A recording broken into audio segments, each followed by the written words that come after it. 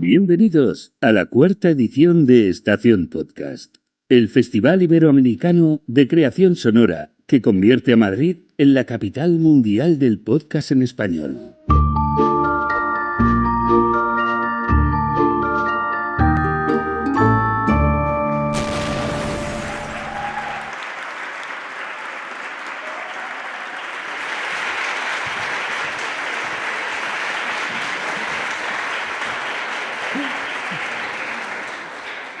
Bueno, muy buenas tardes. ¿Sabéis que Coral odia con todas sus fuerzas esa intro que acaba de salir? No sé, es como que no le llega a gustar del todo tener cuerpo de ardilla, por algún tipo de motivo. Bueno, muy buenas, yo soy Yayo. Yo soy Coral. Y estáis viendo el segundo show en directo de Sofá, Manda y Crimen. Gíralo un poco. Perdón. Bueno, o como a mi madre le gusta llamarlo, ¿qué estás haciendo con tu vida, hijo? Oye, ¿cuál es el plan? ¿Ir enumerando todos los shows que hagamos como si fueran los Juegos del Hambre? A ver, no, pero porque, yo qué sé, como que no creo que me convenzas mucho más para venir a este tipo de cosas, la verdad. Ya, a ver, ¿hasta qué punto me puedo fiar yo de ti, no? Hasta ningún tipo de punto. O sea, si me lo vuelves a proponer, va a haber un no saliendo de mi boca. En fin, bueno, yo qué sé, pero... Yo qué sé. Tú pregunta por si acaso, que nunca se sabe. Bueno, muchísimas gracias por venir hoy a vernos, que podíais haber estado haciendo cualquier otro plan muchísimo mejor que escuchando cómo muere gente. Y cómo de fuerte es que toda esta gente venga a vernos a nosotros que no tenemos ningún tipo de talento. Bueno, pero es que si eso fuera un impedimento, ¿hasta qué punto existiría el hormiguero? Porque yo creo que hasta ningún punto. Y además no te desmerezcas, Coral, que tú tienes muchísimos talentos. Por ejemplo, se te da genial, yo qué sé, inventarte ciudades que no existen, como Pozuelo de Alcorcón. También se te da súper bien tener un padre ausente o medir menos de la altura recomendada para montar una montaña rusa. Y a ti se te da súper bien confundir a Esperanza Gracia con Malena Gracia o jugar al escondite dentro de un armario durante 21 años. Sí. Eso se te da especialmente bien. Se me da especialmente bien, la verdad lo reconozco. Pero bueno, yo qué sé, vamos a callarnos ya y empezar ya con el capítulo, ¿no? Pero bueno, sí, antes de nada queríamos comentaros una cosa y es que nos preocupaba un poco este tema, ¿eh? Lo hemos hablado con organización y a pesar de que esto es un podcast de True Crime, no está permitido ni cocinar ni dormir, ¿eh? Mientras nos escucháis. Así que, por favor. Sí, y dicho esto, empezamos con los casos. Vale. Voy a girar el iPad hacia mí para mi guión, porque si no me voy a perder, por si acaso. Bueno, vamos allá con mi caso. Así como fingiendo que no nos hemos puesto de acuerdo para que empezara yo y que así no me diera un infarto de miocardio, que la verdad que sería un poco complejo de gestionar, si no. Mi protagonista de hoy se llama Jan Broberg. Y si el nombre de esta chiquita os quiere sonar a algo, bueno, que supongo que será hacer unidades de persona, pero por si acaso siempre hay alguien, pues es porque es una actriz como moderadamente famosa, podríamos decir, que participó en varias películas como Pequeños Secretos, Maniac y, esta es mi favorita, ya entenderéis por qué, Tocada por un ángel, que a la luz de los acontecimientos, la verdad que no envejeció demasiado bien este título, pero ya lo entenderéis cuando lleguemos a ese momento, no nos adelantemos. Viajamos a principios de los años 70 a Picatello, que es un pueblo que no nos interesa en absoluto, de Idaho, ¿no? De ya sabéis qué país. Bueno, pues mucho antes de ser una actriz famosa, Jan tuvo la desgracia de nacer. Ya, pero bueno, es una esto desgracia. Yo nunca lo pedí y me tocó. Es que, ¿qué le hacemos? No, pues tenemos que conformarnos. Solo que encima ella formaba parte como de una familia ultra religiosa y de disparos unidos, que yo qué sé. Y además era como la familia típica, quiero decir, ya sabéis, pastelito de manzana en el alféizar de la ventana, rifle de francotirador al lado de la nevera para tu tiroteo de confianza, ese tipo de cosas. Bueno, el caso es que la familia de Jan estaba formada por sus dos hermanas, pero tampoco nos interesan en esta historia, y por su padre y por su madre, que se llamaban Bob y Mary Ann. Y estos dos sí que nos interesan, ya veréis la fantasía. Vivían todos juntitos en el pueblo ese aleatorio de Picatelo, y la verdad que en principio, bueno, como que era un lugar súper tranquilo para vivir, ¿no? O sea, como que solo se escuchaban entre 10 y 20 disparos al día, ¿no? Que es un poco como el estándar que utilizan en Estados Unidos para saber si un sitio es tranquilo. Vale, pues un día de junio de 1972, hace su poquito de 53 años, por si hay algún 1972 en la sala, como para restregárselo, la familia de Jan estaba yendo a un sitio concreto al que yo, la verdad que no puedo entrar, ¿no? Genera una combustión espontánea según cruzo el marco de la puerta, ¿Cuál? que es una iglesia. Ah, vale. No me vendría nada bien, No, la no. verdad. Bueno, que a todo esto fueron allí porque ya os dije que era una familia como súper católica, tal, ¿no? Rozando, además, en este caso, casi el fanatismo. Eran como, bueno, pues fanáticos religiosos, ¿no?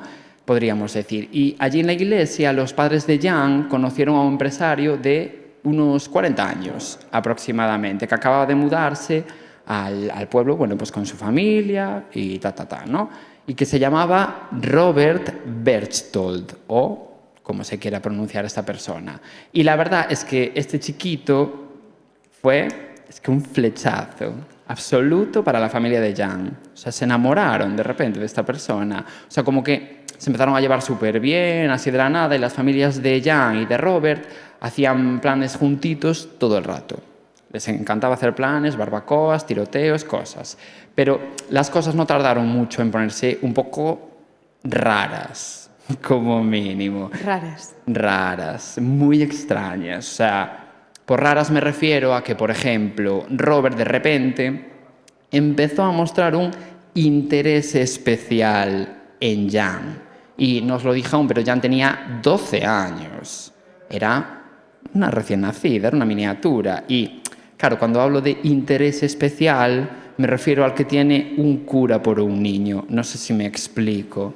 Claro, entonces, bueno, pues no le quiso venir nada bien. No. A ninguno de los padres de Jan, pues, bueno, pues no les vino nada bien, pero tampoco te creas que se asustaron muchísimo, cosa que yo flipo, porque, a ver, ya sabes, o sea, no es un interés que yo querría que nadie tuviera por mi hija. Pues a ellos les daba absolutamente igual. Ellos, bueno, pues como que dijeron, oye, te pasas, Robert, pero hasta ahí. Hasta ahí. Ahí sí quedó un poco la vale. cosa, ¿no?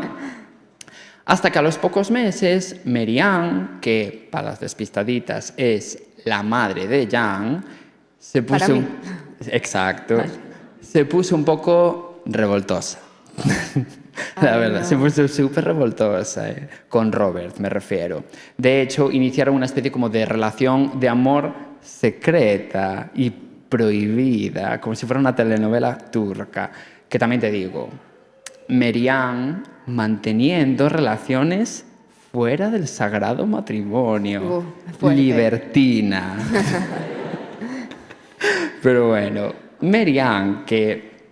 O sea, una cosa hay que decir, que es que Mary Ann realmente no era la más revoltosa de la familia. He de confesar. ¿Quién era? De hecho, si tengo que elegir a una revoltosa, esa es Bob. Que recordemos que es el padre de Jan. Y dirás, la Bob revoltosa. ¿Qué podría hacer este chiquito que se pudiera considerar revoltoso? Bueno, pues ¿sabes lo que hizo, Coral? Te vas a tener que poner un puntito en esa boquita que tienes. Que Ya no he verás. dicho nada. Un día estaban Robert y Bob de coba en el coche hablando pues de sus quereseres y de repente Robert le dijo, bueno, yo me imagino la conversación así, no sé hasta qué punto ocurrió así.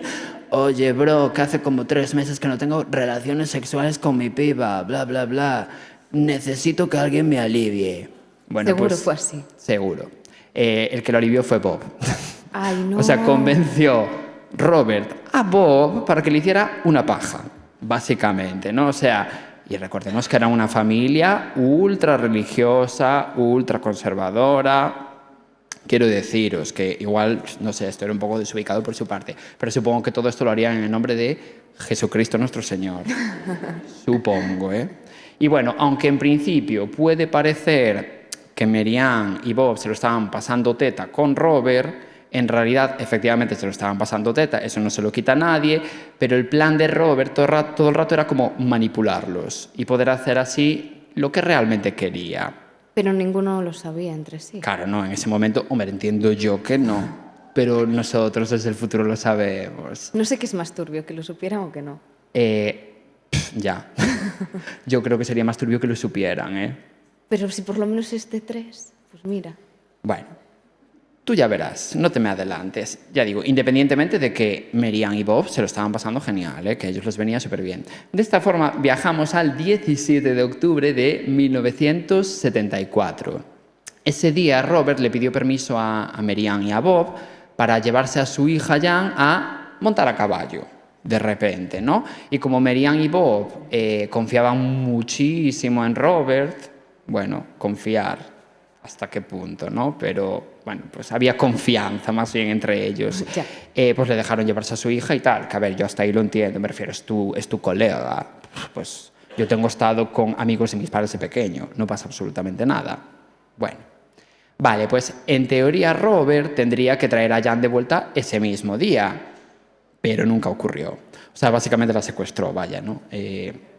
Es un poco lo que está queriendo decir. Y en un principio los padres de Jan no sospecharon nada mal, o sea, como que pensaron que Robert traería en cualquier momento a Jan, que en realidad sería lo que tenía más sentido.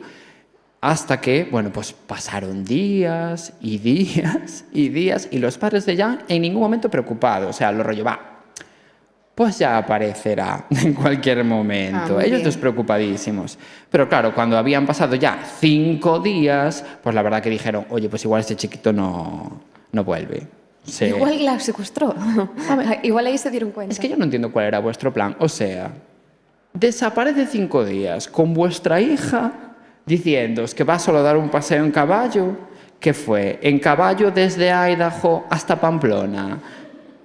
No entiendo. Así que, bueno, decidieron avisar a la policía y, bueno, la verdad que la policía flipó un poco con la tardanza, por lo que sea, ¿eh?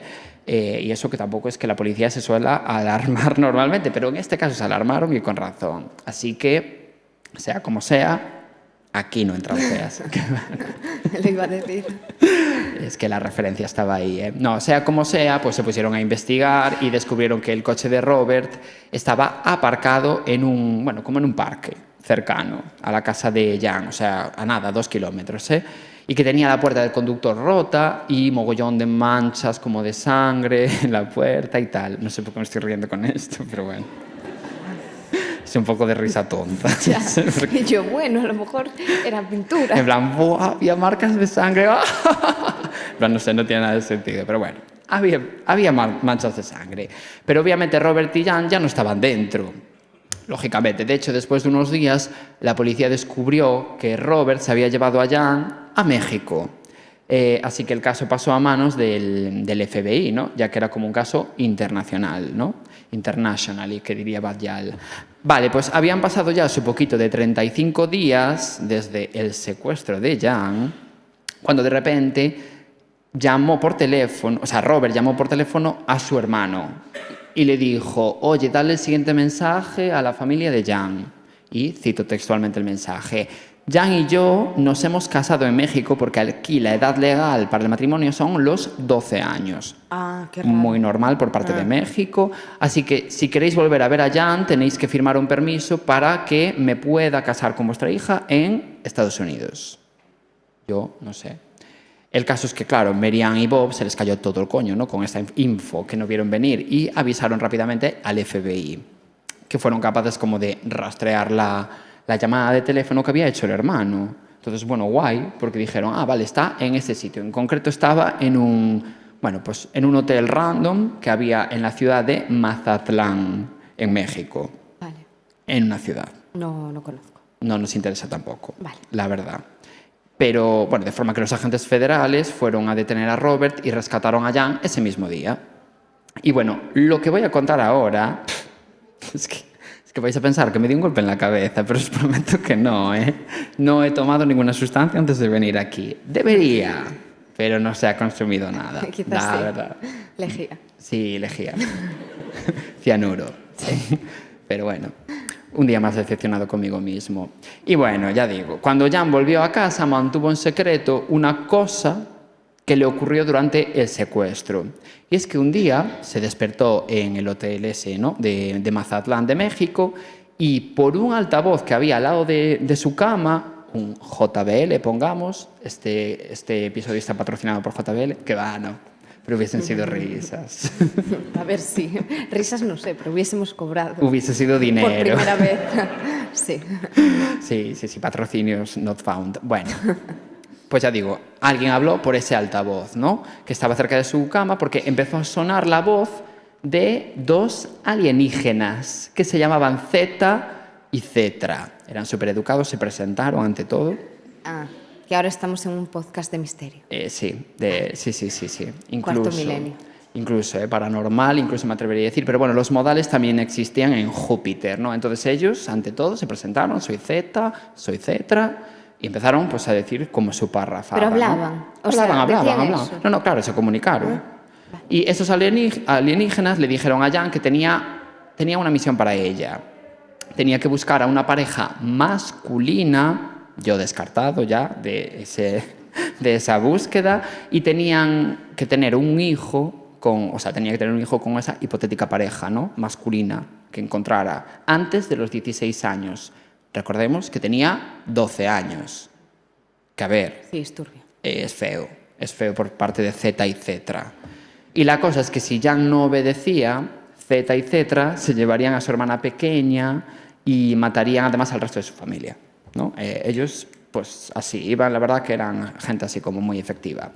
Y ¿adivináis quién fue esa pareja masculina casualmente que encontró Jan allí cerquita? Claro, Robert, la única unidad de hombre que había cerca.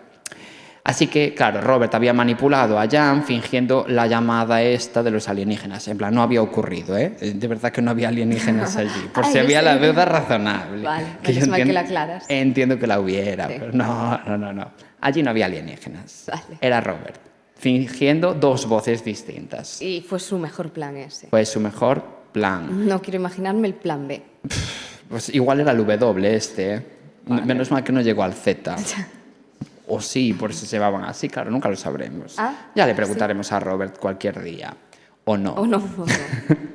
Bueno, el caso es que, claro, hizo toda esta estratagema para manipular a Jan, eso, fingiendo la llamada esta de los alienígenas, para así poder tener relaciones sexuales con ella.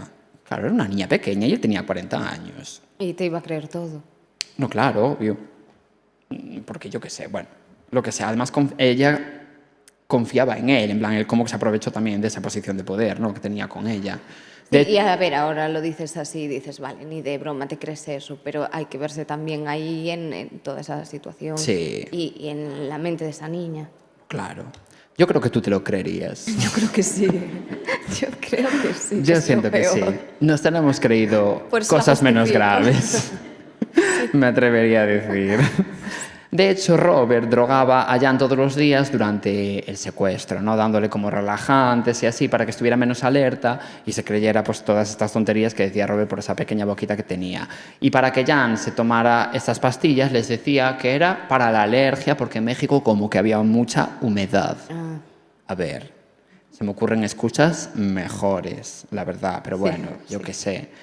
Además, Robert convenció a Jan para que guardara todo esto en secreto, o sea, tanto la misión de los alienígenas como las relaciones sexuales que estaban manteniendo y todo este percal, ¿no? Pero bueno, diréis, bueno, pero no pasa nada, ¿no? Ahora que el FBI había encontrado a Robert y a Jan, ¿no? Pues todo correcto, todo se solucionó. Pues siento deciros que estáis súper equivocados, igual que Coral. ¿Qué? Que me dejes. Qué equivocada estabas. Resulta que a las pocas semanas de que Robert entrara en prisión provisional, ¿no? Porque, claro, una vez lo llevaron a Estados Unidos, lo metieron en la cárcel durante unos días, en plan, a ver qué onda. Unos días, No, unos días. Vale, Ya verás genial. que es unos días, ¿no? Estaba él a la espera de juicio, ¿no?, por el secuestro de Jan, pero la familia de Robert amenazó a Jan y a Mary Ann con contar todo, en plan, bueno, todo. Sus líos amorosos. Sí, los revoltosos que se habían puesto. En plan, la paja revoltosa de Bob y como la aventura turca que habían tenido Merian y él, todo eso a todo el pueblo, ¿no? Al pueblo esto de Picatello. Y para que no contaran nada, tenían que firmar una declaración jurada en donde ponía que Robert no se había llevado a Jan en contra de su voluntad, como que se la habían dejado para hacer un viajecito tonto a Mazatlán, a México. Vale. Pero, bueno, pues por lo que sea, ¿no? A mí no me hubiese colado, pero a quien fuera que tuviese que tomar la decisión sí que le coló. Y los padres de Jan, claro, pasando de que se supieran los revoltosos que eran. Bueno, también flipo, porque realmente es tu hija. O sea, hola. ¿Qué te importa más, un rumor o que hayan secuestrado y abusado de tu hija? El rumor. Ellos eligieron el rumor. Vale. Dijeron, les dieron a elegir entre el qué dirán y la seguridad de su hija y dijeron, Jan, mira, cariño, ¿cómo te explico? Creemos que tu seguridad está sobrevalorada.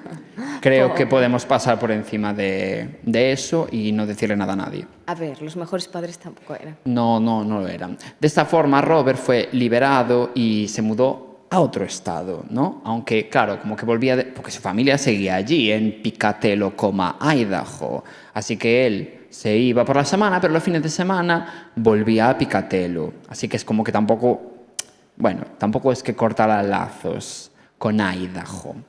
Bueno, pues, ¿cuánto se os cae el coño si os digo que la familia de Jan retomó la amistad con Robert? O sea, volvieron a ser amigos. Con el tiempo, no fue en un día, no fue en 2 semanas, pero tampoco te crees que tardaron mucho, en plan, igual en 4 meses, imagínate, ¿no? Pues ya eran otra vez colegas. Es fuerte. O sea, ¿no les parecía suficiente red flag que secuestrara a su hija? Que tenían tu radar de red flags. No pregunto. Eso no me lo vi venir. O sea, de hecho, lo volvieron a invitar a su casa otra vez para hacer barbacoas, hacer sus cositas. Todos juntos. Sí, todos juntitos, la verdad, ¿eh? Y lo peor es que siempre que Robert iba a casa de Jan, abusaba sexualmente de ella. Claro, porque él aprovechaba que estaba allí. Entonces, a ver, es que es muy fuerte. Porque sois sus padres, podéis protegerla un poquito, por mucho que se sepa que le comiste la polla. Bueno, no se la comió, pero la tocó. Entonces, bueno, yo qué sé. A mí me parece muy fuerte. Porque encima, claro, Robert tenía a Jan súper manipulada con el tema todo esto de los alienígenas, de la misión de tener un hijo antes de los 16 o si no se cargaría de la familia. Claro, la seguía con lo mismo manipulando. Sí, y Jan no decía nada a nadie. En plan de, oye, papá, mamá, a los 16, tú, como yo no tengo una hija, ¿sabes? Pero, yo qué sé, pues Robert se aprovechaba de la situación. Entonces, Jan, claro, la pobre niña, ¿qué iba a hacer? Y fue gracias a toda esta manipulación que el 10 de agosto de 1976, cuando Jan acababa de cumplir los 14 años, volvió a desaparecer otra vez de casa sin dejar rastro. O sea, como cuando tenía 16. 14. 14. O sea, tenía 12 el primer secuestro, pues en el segundo secuestro 14. Vale. Que hubo 2. Bueno, pues esta vez pasaron más de 3 meses sin que se supiera nada de Jan. Y claro, recordemos que esta no era, ya digo, el primer secuestro, sino ya el segundo. Que también te digo, Robert, ¿quién te crees que eres secuestrando niños todo el rato? ¿Una monja? ¿Puedes parar de robar bebés, por favor? No sé. Digo, Vale, pues después de varios meses investigando, el FBI descubrió que obviamente el que estaba detrás del secuestro, para sorpresa de nadie, era Robert. Claro, todo el mundo como, Dios, y la gente desmayándose por la calle, no dando crédito. A ver, es que 2 veces. Abriendo los periódicos con la noticia. Bueno, en fin. Y resulta que Robert había ingresado a Jan en un internado católico de mujeres en Pasadena, en California, porque así como que podía tener acceso más fácilmente a ella. Había dado un nombre falso, en plan, se llama Patricia. Patricia Fernández. ¿Cómo les gusta cambiarles la identidad? ¿Cómo les gusta? Allí en Estados Unidos. Y siempre se lo cambian a Patricia, curiosamente. Bueno, nunca, pero vale. En nuestro mundo sí. Sí. En nuestro imaginario colectivo. En fin, cuando el FBI descubrió todo esto, obviamente pues detuvieron por segunda vez a Robert, ¿no? Y se llevaron a Jan a casa sana y salva. Bueno, ¿hasta qué punto podemos decir sana y salva teniendo a Bob y a Merian allí? Pero bueno. Y unos meses después se celebró el juicio, pero Robert fue declarado inimputable por problemas de salud mental. Que, a ver, los tenía, efectivamente. Pero, hombre, tanto como para inimputable... Inimputable, no. No compramos. Problemitas, sí. No compramos Pero no el más inimputable. graves que los tuyos. ¿Hasta qué punto, ¿Hasta qué punto? Pero bueno, yo no secuestré 2 veces a nadie. De momento. Me lleva 2 unidades de ventaja de momento. El caso es que la movida... O sea, él fue declarado inimputable y encima Merian y Bob no declararon en su contra en ningún momento. Porque claro, tenían la declaración, ¿sabes?, firmada esa... Y dirías, bueno, pero para el primer juicio, pero para el segundo, ya claro, pero si se chotaba la familia en el primer juicio, también se chotaba en el segundo. Y a ellos no les venía bien. Bueno, pues que lo cuenten. Pues ellos no estaban de acuerdo contigo, Coral, ¿qué hacemos? Y bueno, de esta forma Robert fue exonerado y quedó en libertad, sin cargos ni nada, ¿eh? O sea, quedó absolutamente en libertad. Pero no acaba aquí. Bueno. No acaba aquí. No acaba aquí. Vale. Podría acabar aquí. No, mejor Podría. Pero de repente viajamos al año 2004. ¡Pum! No es un buen año para decir pum, pero porque pasaron cositas. Pero no... Pasaron 28 años. Por eso dije pum. En realidad. Habían pasado 28 años y ahí Jan dijo, bueno, yo creo que ahora, o sea, como que ya reunió sus fuerzas para denunciar a Robert. Porque claro, ya habían pasado suficiente tiempo. Ella, cuando cumplió los 16 años, estaba como súper agobiada pensando que iban a matar a toda su familia, secuestrar a su hermana, bla, bla, bla, ¿no? Pero habló con sus padres y les dijo, ¡buah, que vamos a morir hoy todos! Porque no tengo ningún hijo. Pero al final del día de su cumpleaños, claro, los padres le dijeron, aquí seguimos, no vinieron ni Z ni Z. Entonces ella ahí poco a poco se fue dando cuenta de la manipulación a la que había sido sometida, ¿no? Entonces pasaron 28 años, 2004, y dijo, venga, ahora voy a denunciar a Robert. Y en este caso, claro, no puedes ser denunciado por el mismo delito 2 veces, en plan, no te pueden juzgar, quiero decir, por secuestro 2 veces. Pues ella lo denunció por acoso. Porque sí que es verdad que hoy había abusado sexualmente de ella y todo, pero eso no se había tenido en cuenta en ningún momento en el juicio porque nadie lo sabía. Entonces, bueno, lo denunció todo el rollo. Como que era otra causa, entonces. Exactamente. Vale. Y en ese juicio, Jan consiguió que Robert saliera culpable. Pero justo cuando lo iban a meter en la cárcel, No. se suicidó. Entonces nunca pudo llegar a... Bueno, nunca entró en la cárcel, evidentemente. A ver, un poco de justicia. Un poco, sí. Pero no la suficiente, eso también es verdad. Un poco, pero bueno, por lo menos terminaron sabiendo, ¿sabes? Quiero decir, que él era culpable y sabiendo la verdad, porque los padres hasta ese momento, ¿sabes? Hicieron un poco los aviones. Sí. Pero que te secuestren 2 veces. Es muy fuerte. Es muy fuerte, o sea, ya una me parece... Se pasaron. Pero 2. Se pasó. Sí. Bueno, pues voy a contar mi historia. Y yo terminé mi caso, Sí, increíble. Dios. Qué bien.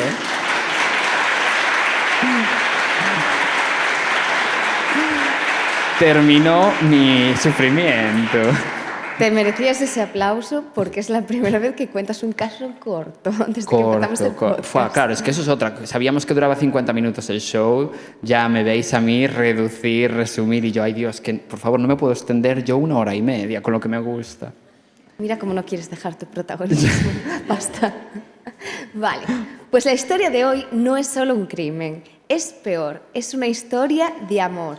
De esas que empiezan con un sí quiero y acaban con un que me lanzo al vacío sin paracaídas. Lo entenderéis todo. La protagonista se llama Victoria. Nació en Edimburgo en 1976. Estudió fisioterapia. Era delgadita, con unos preciosos ojazos azules y la piel blanca. Y además como que era súper luchadora en lo que quería. Sus ganas de adrenalina hicieron que se fijase en el paracaidismo. Sí, ese deporte que hace que la gente se tire voluntariamente al vacío. Es fuerte, ¿eh? Tú también lo haces voluntariamente, normalmente. Gracias. De hecho, a Victoria le gustaba tanto que al final se convirtió en instructora de paracaidistas de, atención, la artillería real. Incluso rescataba a los novatos que hacían como tipos de saltos peligrosos. ¿Quién necesita hobbies cuando puedes tirarte de un avión desde 4.000 metros de altura? El yoga yo creo que es para los mortales aquí. Sí. Pues en cuanto a su vida amorosa, ella había tenido un matrimonio fallido. Pero en 2009, cuando tenía 34 años y trabajaba como fisioterapeuta en la base militar de Wiltshire, a ver, realmente ella era fisioterapeuta, pero también trabajaba como con lo del paracaidismo. Vale, En todo esto del ejército, cosas tenía que, todos los trabajos del mundo igual que no tú. entiendo, sí. Bueno, el caso es que allí apareció el amor de su vida. Él también formaba parte del ejército británico y había sufrido una lesión en la rodilla. Y al ir junto de Victoria para rehabilitarse, pues allí tuvieron como una especie de flechazo de película. Este hombre se llamaba Emil Sillers y había nacido en Sudáfrica en 1980, pero se había mudado a Gran Bretaña. Victoria llegó a decir de él: no sé dónde salió Emil ese día, pero cuando lo vi fue como una bomba de amor. ¿Querría decir love bombing, me pregunto? Sí. ¿Tú como especialista qué crees? Yo creo que sí. Me prometió todo lo que yo buscaba y me sentí como en un cuento de hadas. Love bombing, sí. Confirmamos. Love bombing. Poco después de empezar con su relación, en 2011, él le pidió casarse. Y se casaron en Ciudad del Cabo, como en una especie de santuario de guepardos. Santuario de patos. De guepardos. De patos no. Estaba flipando. Un poquito más peligroso.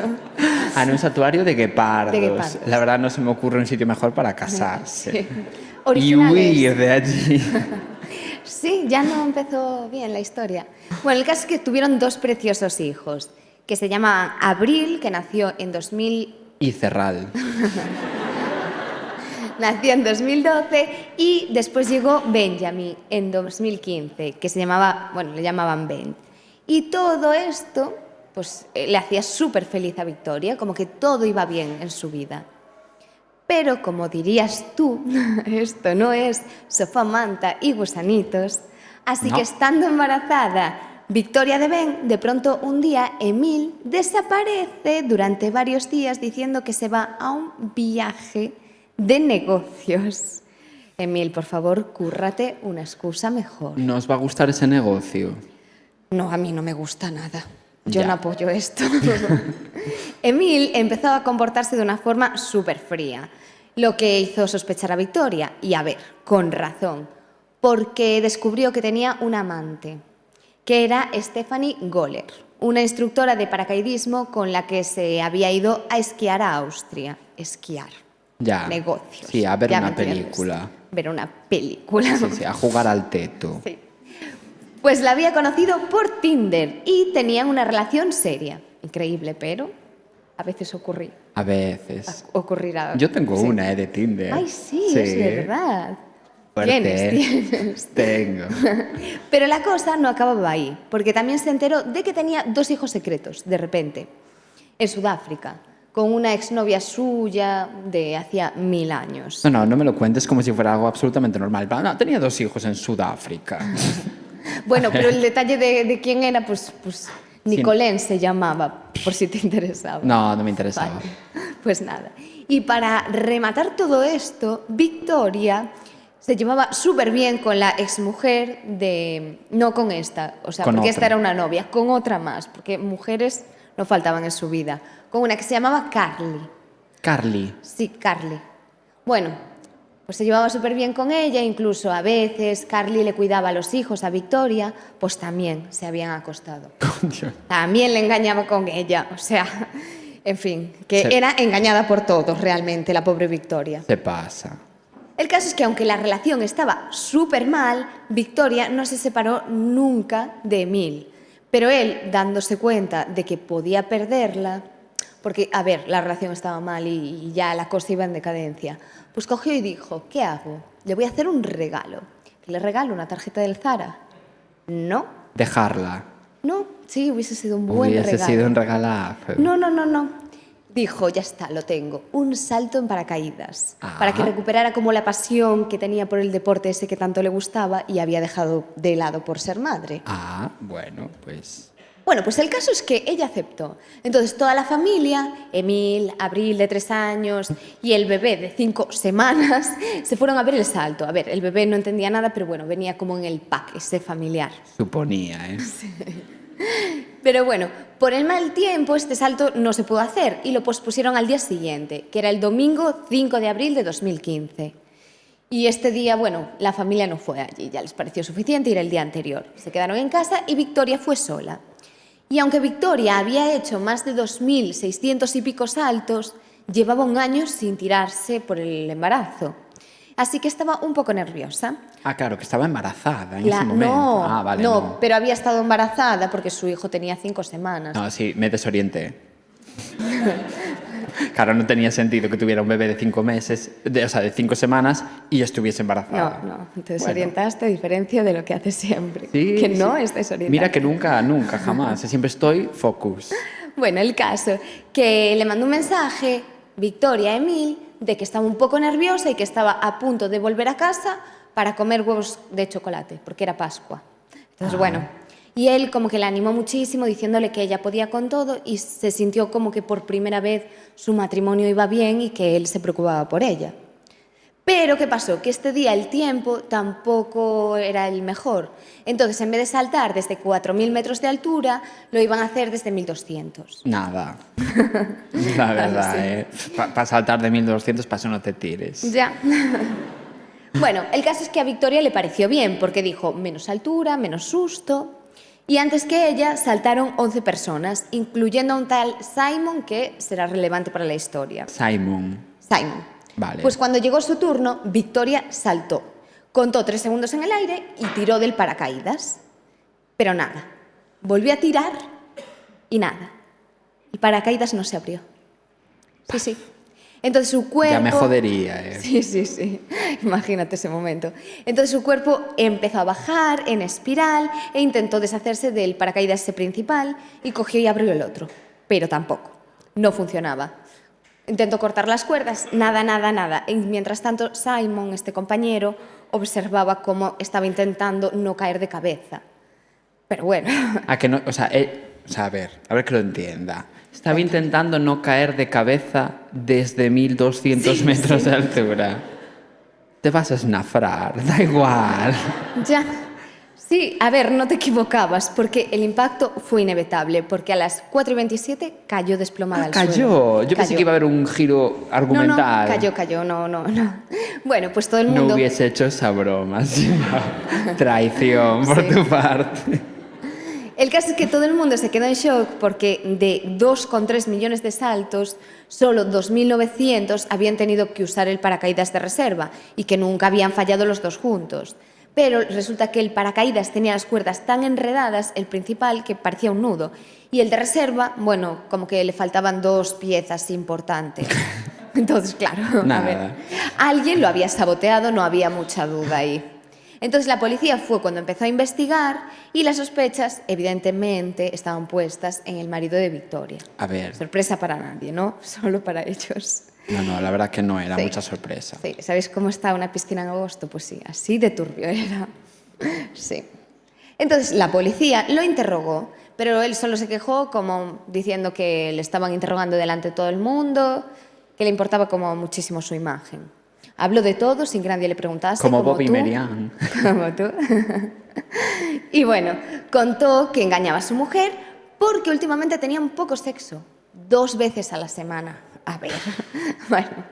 Y finalmente, Guau. finalmente lo liberaron bajo fianza. ¿Y os acordáis cuando Victoria tuvo su saltito? Pues sorpresa, porque ¿quién dijo que estaba muerta? Los servicios de emergencias habían llegado allí con la típica bolsa que se usa para trasladar cadáveres. Falacias. Sí, pero no contaban con que Victoria fuese una superheroína, porque ella pesaba poco y aterrizó sobre un campo de tierra húmeda que les hizo de colchón. Sí, ¿Perdón? sí. Desde 1.200 metros de altura. Coincidió todo, que los metros a los que se tiró eran menos en ese momento por el tiempo, que la tierra estaba arada, entonces era más blandita, que pesaba poco, todo. ¿Pero cuánto pesaba? Que sabía tirarse. Era una cartulina. que sabía tirarse, ¿ves? Por eso decía lo de que no se tiró de cabeza, se intentó tirarse. Ya, no lo sé, no me preguntes, no sé de física. Yo flipo. A ver, tampoco es que estuviese intacta, era un poco un puzzle. No, solo jodería que encima quedara intacta. Y luego vas tú, tranquilo por la vida, te caes en la acera, ¡pum! ¡Hala! Y palmas. Sí, Hombre, sí. a ver. A ver, ella se rompió la columna en 4 partes, casi todas sus costillas, la pelvis y el pulmón derecho estaba colapsado por una hemorragia interna. ¡Qué mínimo! Sí, sí. Me parecería mal que no fuera así. Sí. Pero bueno, Victoria, cuando se enteró de que la policía sospechaba de su marido, se enfadó muchísimo. O sea, realmente sobrevivió a una caída sin paracaídas, pero no pudo evitar el peor accidente que era su marido, sin duda. Sí, era, ¿eh? Sí. De eso no pudo escapar. A ver, el caso es que él también la estaba ayudando como con toda la rehabilitación esta, entonces como que sentía que la estaba cuidando por primera vez. A ver, puede sobrevivir a 1200 metros, pero no al gaslighting. Eso es así. A ver, por favor, que alguien le diga algo. Sí, la policía se lo dijo. La policía le dijo, mira... Déjalo, le sí, dijo. Sí, le dijo eso, muy bien. Le dijo, espabila, que este señor es un gilipollas. Se puede decir gilipollas, ¿no? A ver, Podemos. como no hemos dicho ninguna barbaridad hasta ahora. El caso es que le enseñaron todo este interrogatorio donde Emil confesaba todas las infidelidades como si fueran logros del Mario Kart y le enseñaron mensajes que había enviado a su amante durante 2 largos años en los que decía que iba a dejar a Victoria, que Ben no era su hijo porque lo había engañado y se tuvo que enterar que su marido había tenido un montón de relaciones con diferentes amantes y con prostitutas sin protección. O sea, que era fuerte realmente. Incluso mientras ella se estaba recuperando de todo el accidente. Sí. Y Qué si fuerte. esto te parecía Qué poco... feo. Sí. Este señor también había estado en un club swinger de intercambio de parejas que le habían echado por no respetar las normas. O sea, que ninguna orgía sabían qué hacer con él. Es que es No, fuerte. claro, es que si vas a un intercambio de parejas sin tu pareja... Ya. Y el caso es que ella empezó a llorar y les contó que unos días antes habían bajado a la cocina a tomarse, o sea, ella había bajado a la cocina a tomarse un vaso de leche y había como notado un fuerte olor a gas.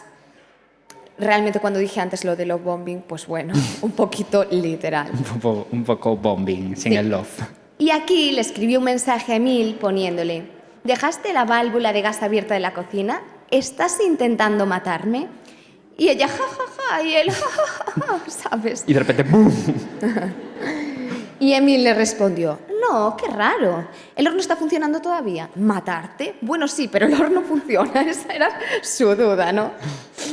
Yo creo que pensó, si no funciona lo de explotar a mi mujer mientras duerme, siempre puedo probar a empujarla desde el cielo. Y así, un manual de cómo hacer un asesinato discreto. Sí, muy Un discreto, poquito, la sí. verdad. Sí. Bueno, además ella también recordó que en su primer intento de salto, cuando sus hijos estaban delante y la hubiesen visto morir, él estuvo como 10 minutos en el baño con el paracaídas. Y realmente era la oportunidad perfecta para manipularlo. A ver, él le tenía envidia porque ella era súper exitosa, la habían ascendido un montón de veces y él era un pringado. Esa era la cuestión. Luce pringao. Sí, y además, ¿qué pasa? Que tenía a su amante Stephanie y tenía que cobrar el seguro de vida de ella. O sea, quería cobrar el seguro de vida de Victoria, que era de $155.000. Entonces, si la mataba, cobraba el seguro. Un plan no muy romántico, pero rentable sí, ¿no? No, Bastante. muy romántico no era. No. Entonces, los peritos confirmaron que las tuberías habían sido forzadas. Entonces, claro, era la prueba evidente y podían condenarlo. Pero ¿qué pasa? Que en el juicio le preguntaron a Victoria y ella dijo, fuga de gas. Bueno, a lo mejor fue casualidad. Mensajes a otras mujeres. Un error como escribiendo. El paracaídas manipulado. Una bromita para que viera su vida pasar ante sus ojos. Sí, puede Con ser cualquier romanticismo cosa. extremo, ¿no? Claro, que era un asesino. Bueno, vuestra opinión, ¿no? ¿Hasta qué punto? Sí, sí. Así que el 23 de noviembre de 2017 él quedó libre. Pero la policía no se dio por vencida y volvieron a acusarlo otra vez. En plan, a ver, ya está, ¿no? O sea, tenía las costillas rotas, la columna partida y aún así le dolía más aceptar que su ex era un manipulador en potencia. Qué fuerte. Es fuerte. Bueno, lo increíble es que días después del salto descubrieron que este también había buscado en internet, Emil, a una persona que pudiera amamantar a bebés recién nacidos. Que es fuerte. Sí, no lo sé, no me preguntes. Sí, ¿quién necesita un marido así cuando puedes realmente, cuando puedes tener a... O sea, me he liado. Puedes continuar, Coral. Sí. No te pongas nerviosa. Se me ha colapsado el cerebro. Iba a decir que quién necesita a una mujer cuando puedes contratar a otra que te amamante a tu artificialmente. hijo. Sí, la verdad que puedes. Sí, un poquito, sí. El caso es que, bueno, al final ella abrió los ojos porque había demasiadas pruebas, le enseñaron todo. Le costó. Bueno, realmente no abrió los ojos, pero no le quedaba otra que aceptarlo. Y él fue condenado a 18 años a cadena perpetua y tendría que pasar 18 años antes de pedir la libertad condicional. Y dijeron que tenía rasgos propios de un psicópata. A ver, sí, tenía. Y Victoria, a pesar de que incluso un juez lo había condenado, siguió yendo a visitarlo durante mes y medio. Y dijo que seguía en la misma casa y que por eso todos los recuerdos le venían y que no se daba desprendido de él. Como que le llevó muchísimo tiempo darse cuenta de esto. Ya. Bueno, solo hizo falta un intento de homicidio, una caída libre desde 1 kilómetro y unos meses de rehabilitación y un historial de más mujeres que el historial de Ábalos. Esa no la vi venir. A ver, que si Victoria no pasaba de este señor, ¿quién soy yo para superar al que tarda en contestar 3 días? Sí. También te diré. Agárrate, Coral. Como un clavo ardiente. El caso es que Victoria aún arrastra secuelas del accidente, lleva una barra metálica y un montón de tornillos, pero por fin las cosas en el amor le sonríen. Porque ¿os acordáis de Simon? Pues Simon Goodman, como que se casaron finalmente. Sí, de repente nació el amor. Así que bueno, realmente aunque todo en su vida no fue un camino fácil, ella consiguió encontrar el amor. Incluso cuando se quería casar con él, su marido no quería firmar los papeles. Desde la cárcel seguía manipulándola, pero ella por fin pudo poner fin a esta pesadilla. Qué casualidades de la vida, Goodman, ¿no? En plan, buen hombre, y Victoria, ¿no? Ya, Victoria. Sí, sí. Y bueno, él es un hombre leal, sincero y por lo menos no intenta matarla, lo cual ya es un gran avance, Un ¿no? detalle por su parte. Sí.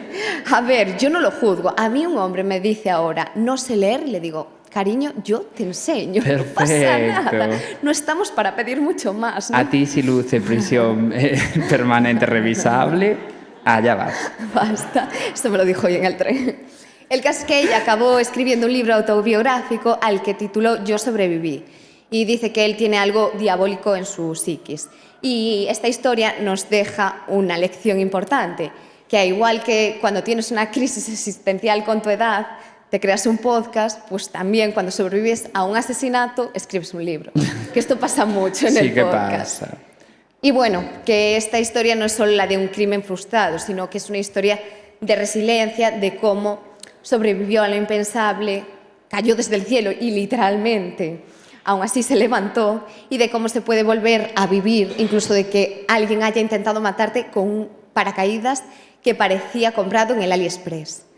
Y porque, sinceramente, si Victoria pudo con esto, tú puedes con ese WhatsApp que no te responde desde ayer, con ese ex que nunca te devuelve tus cosas, o con ese chico al que le escribiste un texto de 20 líneas y te respondió no sé qué decirte.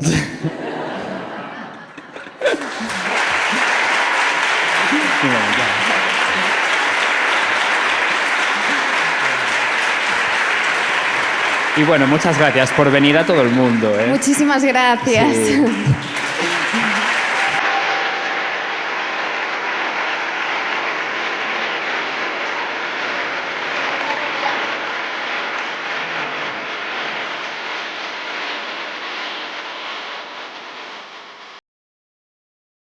Muchas gracias por haber asistido a la 4ª edición de Estación Podcast, el Festival Iberoamericano de Creación Sonora, que convierte a Madrid en la capital mundial del podcast en español.